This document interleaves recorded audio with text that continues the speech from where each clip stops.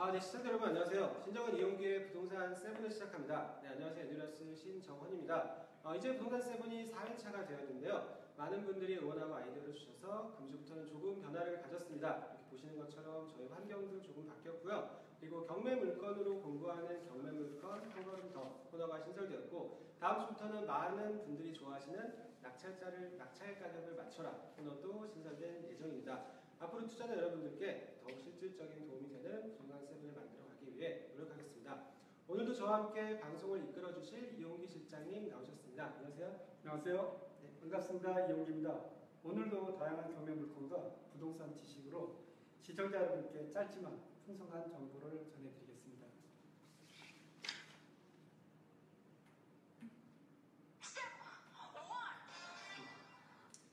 네, 이번 코너는 이제 부동산 경매 물건 한 걸음 더 코너입니다. 오늘 두 개의 물건을 볼 텐데요. 본 자료는 시청이 끝난 뒤에 에아 스터디 게시판에도 같이 공유될 예정이니까 관련 자료 참고하시면 되겠습니다. 첫 번째는 2015 타경 11,834번 서울시 성동구 옥수동의 이제 단독주택 경매 물건입니다. 그래서 최초 감정가 5억 900만 원에 시작이 되어서 2회 유찰 뒤에 지금 8월 29일에 3억 2,600만 원의 매각이 진행이 되는데요. 재밌는 점은 이제 현재 건물은 매우 낡아서 가치가 없지만 토지는 옥수동의 이종주거 지역에 이번 최저가 기준으로 평당 1,000만 원 수준, 그리고 지난번 최저가를 봐도 평당 1,300만 원으로 시세 대비 상당히 매력적인 가격입니다. 그래서 옥수동 313번지는 다만 대지 면적이 총 49평, 건물 면적 25평으로 건축되어 있는데 이번 매각에서 건물은 매각 전체에 포함되지만 토지는 이 49평 중에 33평만 매각되는데 실장님이 보시기에 이런 경매권은 투자 가치가 있을까요? 어디나 투자 가치는 있겠죠. 근데 이 물건 같은 경우는 이제 그 지분을 보면은 토지 자체 지분을 보면은 그 2004년도에 일부 지분이 많아졌었고, 그 다음에 2085년도에 진용훈이라는 사람한테 지분 쪼개기를 한 번 했었습니다. 그리고 진용훈이라는 사람이 2004년도에 또 지분 쪼개기를 했고요. 그리고 나서 또 지분 쪼개기가 또 한 번 이루어져서 이 물건 같은 경우는 지금 주변에 다 재개발이 완료되고 이용이 주위반만 지금 아직 개발이 안 되어 있거든요. 그래서 이 건 때문에 아마 지분 쪼개기를 한 것 같습니다. 그래서 이 물건은 낙찰받는다도 당장 건축행위 자체를 할 수가 없습니다. 도로사정이 건축법에 맞지가 않거든요. 그리고 건물은 전체지만 지분 자체는 적기 때문에 여러 사람이 나눠 있기 때문에 건축받기도 허가받기도 힘들거든요. 나머지 지분권자 동의를 결국은 싸게 사서 이제 재개발이 진행될 때까지 기다리는 수밖에 없습니다. 그래서 이 물건은 시간도 투자해야 된다. 돈도 투자하지만 시간도 같이 투자가 필요한 물건입니다. 네, 그럼 이제 말씀을 해주셨는데 만약에 낙찰받는다면 처리 방향은 단독으로 건축행위를 하거나 건축행위 자체는 못하죠. 할 수 없다. 네. 그리고 또 하나는 지금 내가 토지 전체 지분권자가 아니고 나머지 지분권자에 대해서 내가 어떤 예를 들어서 공유자 지분 분할이라든지 이런 것이 크게 의미는 없는. 그렇죠. 이게 만약에 그 공유물 분할을 한다 그러면 이 토지 자체를 분할할 수가 없으니까 경매를 들 수밖에 없거든요. 형식적 경매로 들어가는데 문제는 굳이 그렇게까지 할 이유가 하나도 없다는 거죠. 그 다음에 이 지분 나머지 거를 다 인수한다 하더라도 그 건축법상 도로 사정이 안 좋기 때문에 건축 허가를 받을 수가 없거든요. 그래서 아직은 정비구역으로 지정이 안 됐지만 언젠가는 재개발을 진행이 될 사항이니까 기다려서 조금 더 시간 투자하고, 그렇다면 시간이 투자할 정도의 그 물건이라면 좀 싸게 낙찰받아야 투자 가치가 있겠죠. 그럼 이 물건은 우선은 지분에 대한 부분을 차치하고라도 우선 낙찰받고 재개발이 진행된 옥수동 지역이기 때문에 지금 기다리는. 그렇죠. 교통 여건이라는 건 상당히 좋고, 또 그 다음에 그 강남보다는 강 조망을 갖다 남쪽으로 볼 수 있으니까 그렇죠. 상당히 좋죠. 네, 그럼 첫 번째 물건을 봤고요. 두 번째는 이제 서초구 방배동 물건입니다. 2015 타경의 11,954번 사건인데요. 재미있는 점은 이제 올 초에 이제 저희가 분양한 서초동의 월드메리디안 랩부가 딱 토지가 400평이었습니다. 그리고 토지 가격이 88억 원이었는데 본 토지는 그보다 조금 작은 319평에 30억 원 정도니까 가격 메리트가 상당히 부각되는 물건입니다. 다만 대지가 아닌 도로라는 점이 치명적인 약점인데요. 다만 재미있는 점은 첫 번째 감정평가서를 보면 최초 감정 금액은 9억 4,950만 원에 불과했고요. 네. 경매 시초가는 18억 9,900이었습니다. 근데 변경 후에 59억 6천만 원으로 대폭 시초가가 상승했습니다. 그 이유가 뭘까요? 일단 이 물건은 도로입니다.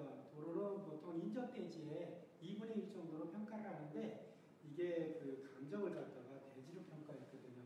그리고 재감정한 물건 그 감정 평가서가 지금 없습니다. 없다는 말씀은? 지금 그 법원 자료에는 재감정한 평가 자료가 없거든요. 그런데 일단 최초에 대지를 평가했기 때문에 가격 자체가 상당히 오른 것 같습니다.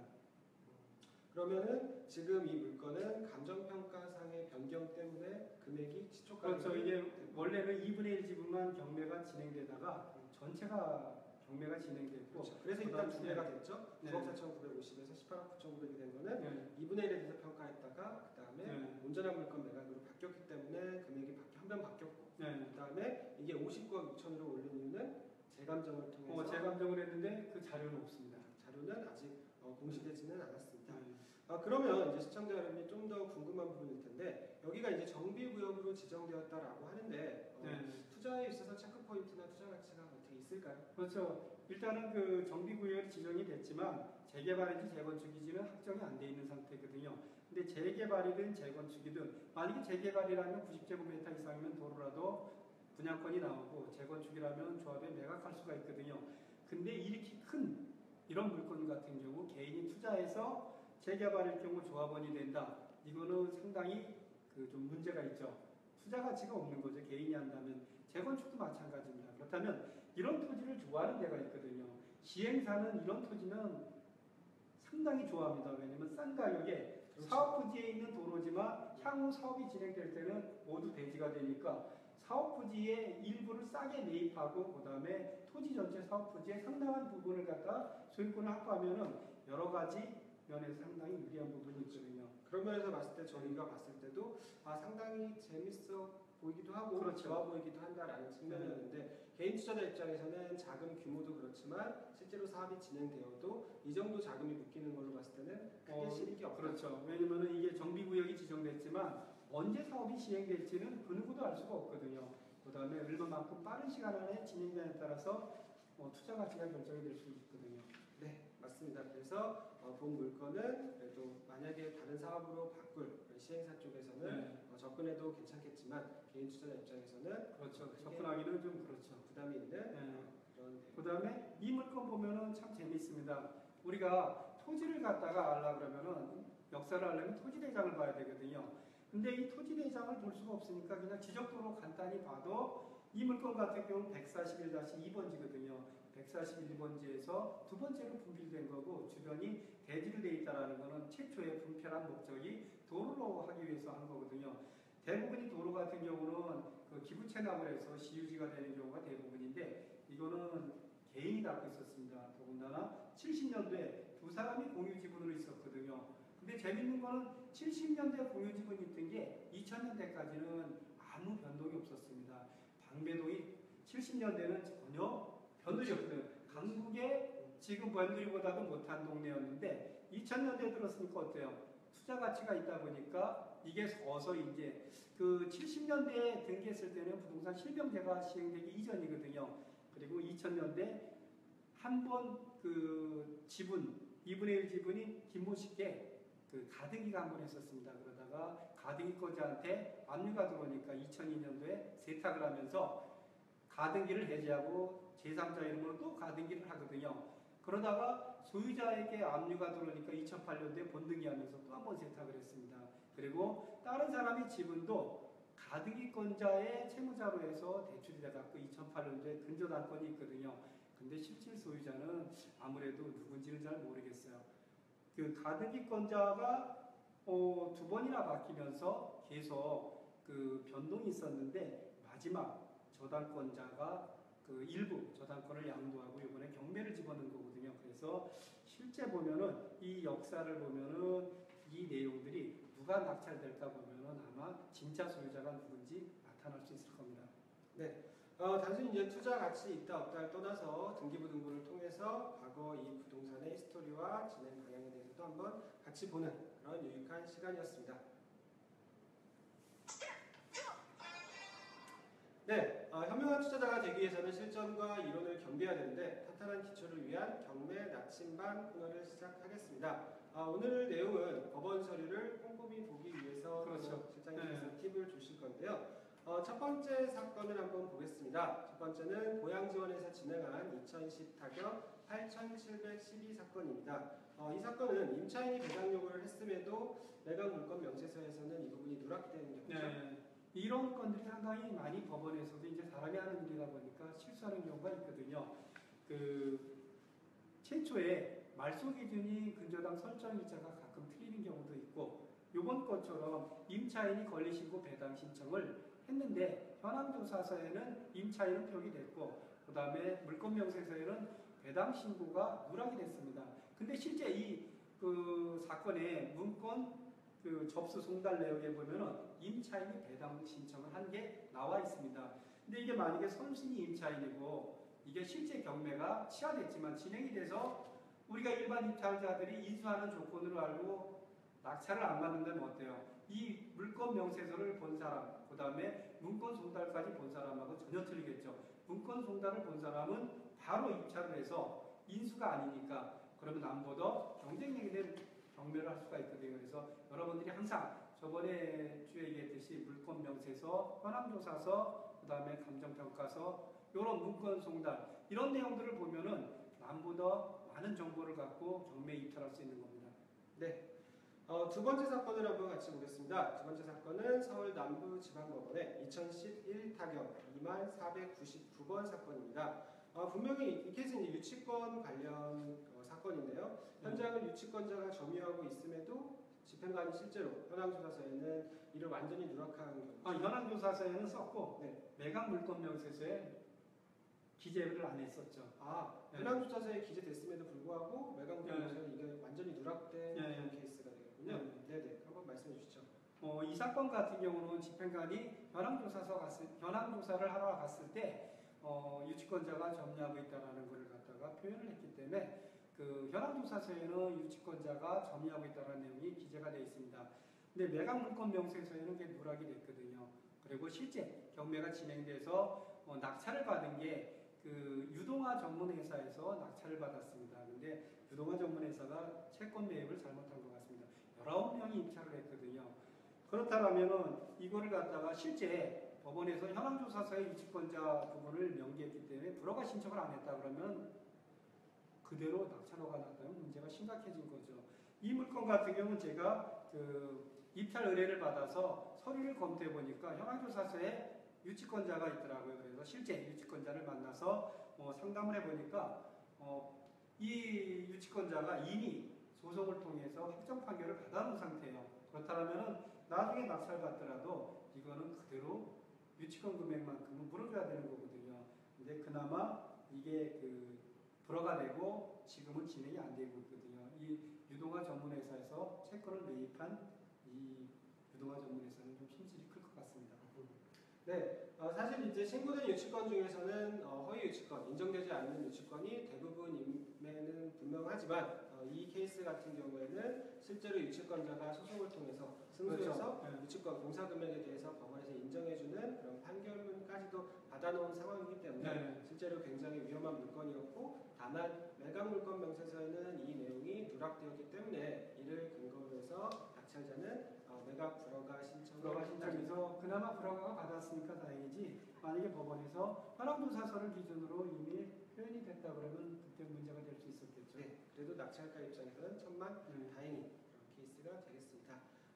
세 번째 사건을 보겠습니다. 세 번째는 수원지방법원 여주지원의 2015 타경 6666 사건인데요. 본 전원주택 같은 경우에는 이제 전원주택이 굉장히 많이 위치한 양평군 강화면 임야 224평이고요. 이 건은 이제 매각 당시에 대지 위에 건축물이 있었는데 현황조사서와 매각 물건 명세서에는 이 내용이 전혀 기재되지 않은 거죠. 네. 이 물건 같은 경우는 작년에 토지가입 때 현장 조사를 했던 물건이거든요.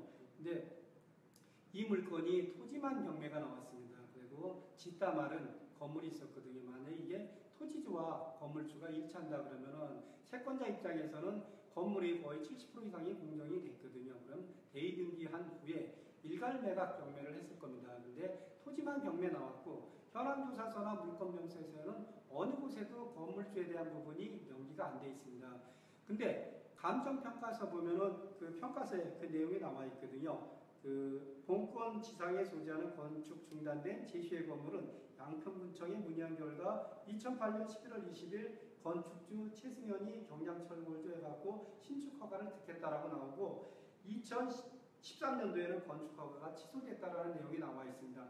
결국 무슨 소리냐면은 감정평가서에 그런 정보들이 있거든요. 그래서 지난주에 얘기했듯이 감정평가서도 현황조사서나 매각물권명서서 같이 그런 법원에서 자료 제공하는 것 중에 노출이 안 된 정보가 여기에 나와 있거든요. 그래서 이 물건 같은 경우는 건축주가 틀리기 때문에 토지주와 그래서 일괄 경매가 안 됐던 거고요. 그럼 왜 건축주와 토지주가 틀리냐? 저번 주에 얘기했듯이 토지용익 확인원을 보면 또 정보가 나온다고 그랬죠. 이 토지용익 확인원 보면은 수질보전 대책지역 1권역입니다. 우리가 수질보전 대책지역 1권역, 2권역이 있는데 1권역 같은 경우는 현지에서 6개월 이상 거주한 사람만이 건축허가가 나가고 2권역은 뭐 외지인지 토지를 매입하고 바로 건축허가에도 건축허가가 나가거든요. 그래서 결국 1권역이기 때문에 현지인 이름을 사용해서 건축허가를 받고 그 다음에 공사하다가 결국은 경제적인 문제 때문에 경매가 나왔던 것입니다.